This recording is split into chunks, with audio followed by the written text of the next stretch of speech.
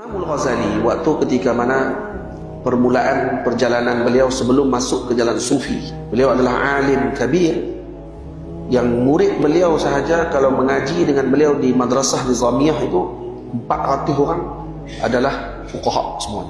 Dia meninggalkan jalan tersebut. Sebelumnya beliau ketika di kampung, jadi waktu sembahyang dia jadi imam.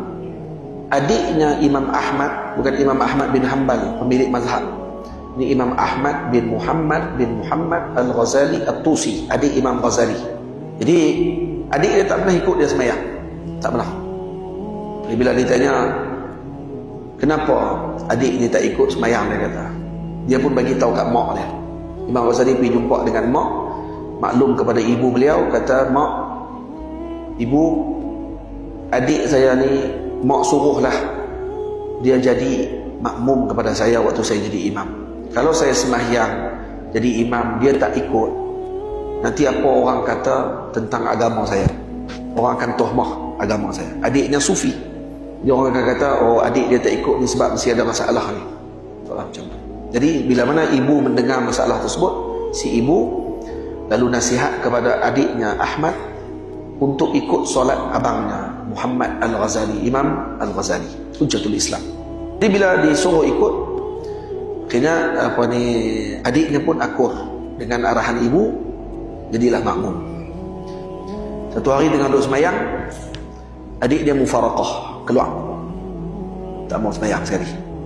Jadi dia pun tanya, Imam Ghazali panggil adik dia, tanya, kenapa mufaraqah?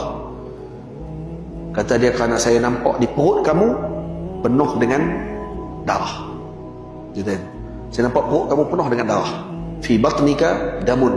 Baru Imam Ghazali teringat, rupanya waktu tu dia tengah duduk terfikir dalam semayang tentang masalah mutahayyirah.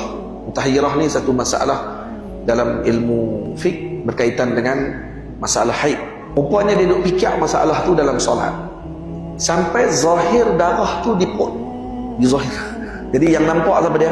Yang nampak ahli batin, iaitu Imam Ahmad, adik beliau, yang merupakan salah seorang daripada ulama sufi. Jadi bila dia tengok, dia nampak ni, dia pun mufaraqah.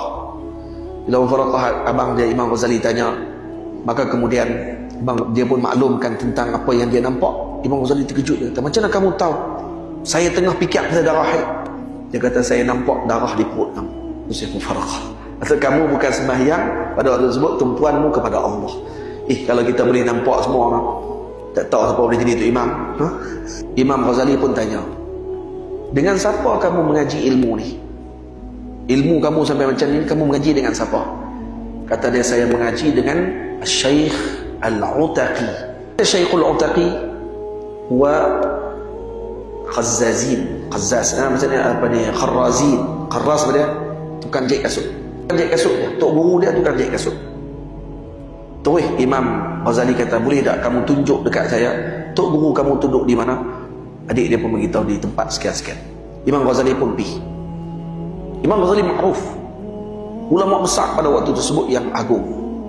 Bila pergi jumpa dengan adiknya tadi, dengan guru kepada adiknya, tengah duduk jahit kasut, lalu dia pun kata, wahai Syekh, boleh tak ajarkan kepada saya ilmu yang kamu ajarkan kepada adik saya? Dia kata, kamu nak mengaji ilmu, korek dulu tanah depan tu, korek tanah. Ghazali pun terus buat, disuruh korek tanah depan dia. Imam Ghazali pun korek, lepas tu dia tanya, nak korek dengan apa? Kalau ada cangkui ke, ada apa ke? Imam kata, korek dengan apa yang kamu ada, tangan kamu, korek dengan tangan. Imam Ghazali tak kata apa, korek dengan tangan. Daripada dia korek tanah depan dia tu, ada sampah dalam tu, dibuang sampah tadi. Lepas tu Imam Ghazali pun nak buka jubah dia sebab dah panas dan nak kena korek, kotak nanti jubah, dia nak buka jubah. Dia nak buka jubah luar tu, tok guru tu kata, Imam Utaqi, Syekh Utaqi kata apa? Tak, jangan buang jubah tu, pakai jubah tu, korek. Maka dia pun bergelumang dengan jubah dia tadi, dikorek, sampah tadi keluar. Lepas dah korek tengok tak habis, tengah-tengah duk korek, tok guru tu bila tengok macam tu, dia kata, cukup, boleh balik. Imam Ghazali balik saja daripada korek tu, dan dia tengok dalam madrasah dia pada waktu tersebut, anak-anak murid tengah duduk mengaji. Dia kata apa? Ni kamu tengah duk buat apa ni? Ha? Kita ni tengah duk main macam budak-budak je, dia kata. Rupanya dia kata ilmu kita duk ngaji sebelum ni macam permainan budak-budak saja. Allah Ta'ala buka terus pada waktu tu hijab. Dia nampak benda yang tak dilihat oleh orang lain hanya dengan satu kelah saja. Kelah dia apa dia? Korek tanah tu.